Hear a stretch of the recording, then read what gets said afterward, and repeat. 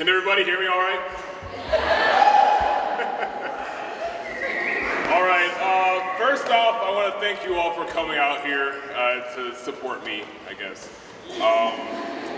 As you know or may not know, I'm going to UIL Region for poetry, and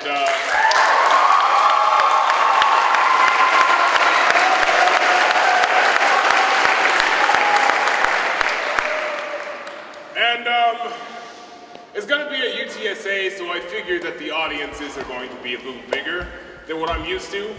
So I figured it might as well be good to get as many people out here to watch me do this so I'm not surprised on Saturday. Is that okay? Yeah. Okay. So, wait a minute, is Miss Watkins' class here? Okay, I was told specifically to wait for you guys. So what I'm doing, obviously I said I was already doing poetry, but yeah, come on.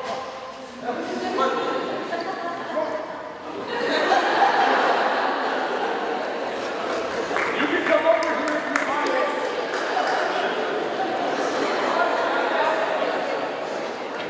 Like this one?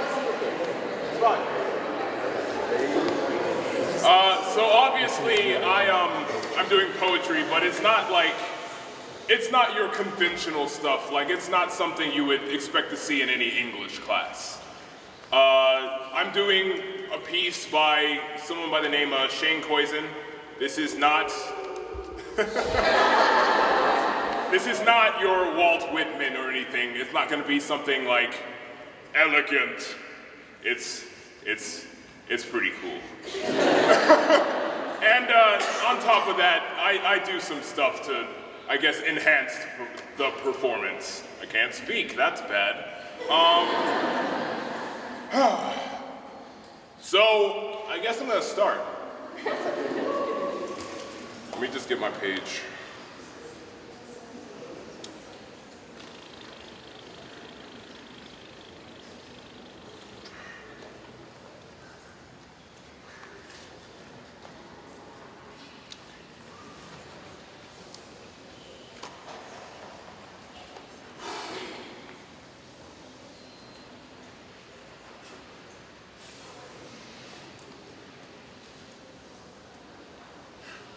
Remember how we forgot? Remember how no one ever really died in the wars that we fought? Because each gunshot came from our fingertips.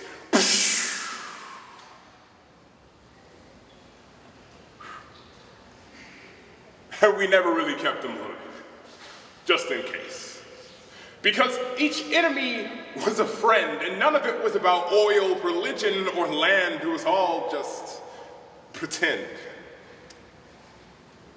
Remember how we could just bend reality, like we were circus strongmen, like our imaginations were in shape then, like we were all ninjas trained in the deadly art of did not, like, I totally got you. Did not! Wait. Remember how we forgot? Remember how our parents told us never look directly into the sun?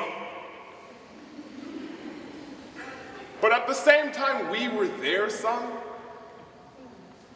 So we never looked into the mirror in fear that we were going to go blind. Remember how we used to find any old reason just to call someone we were crushing on? Like we could just pawn off our sense of embarrassment, just to buy a chunk of courage that would last just long enough to have us asking them about math and stuff. And stuff was just stuff like, hey, I heard you getting braces. Now braces somehow were and still are kind of hot.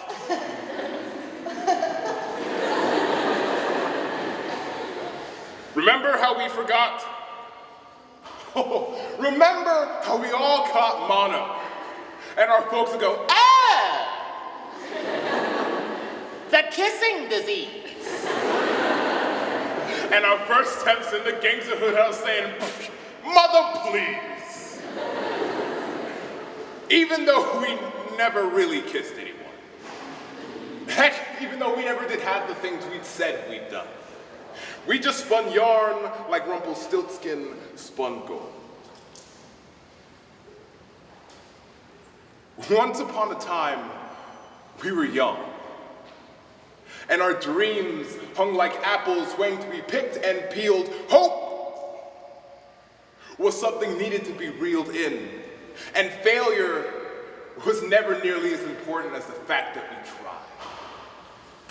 In this war against frailty and limitation, we supplied the determination it takes to make ideas and goals the parents of possibility.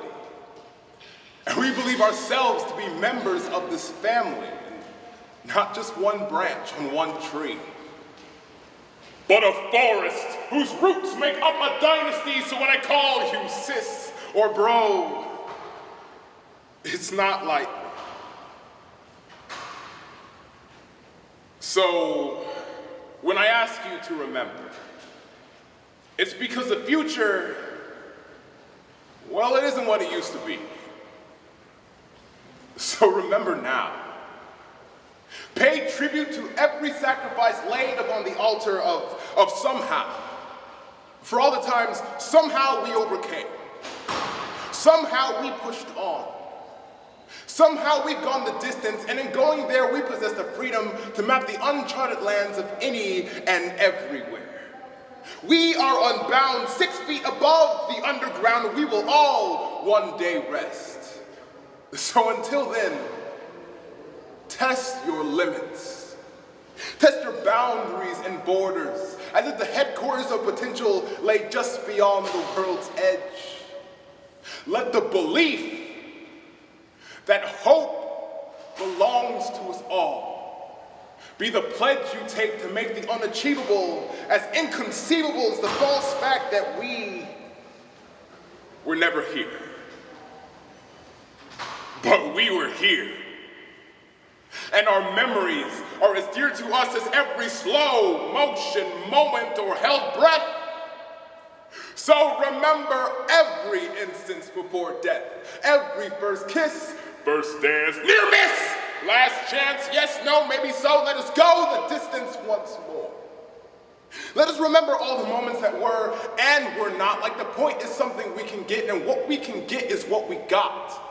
We've got to live and remember. Let us live like we meant it. Let us burn like we mean it, because this world does not care if we end in a train wreck or a car crash.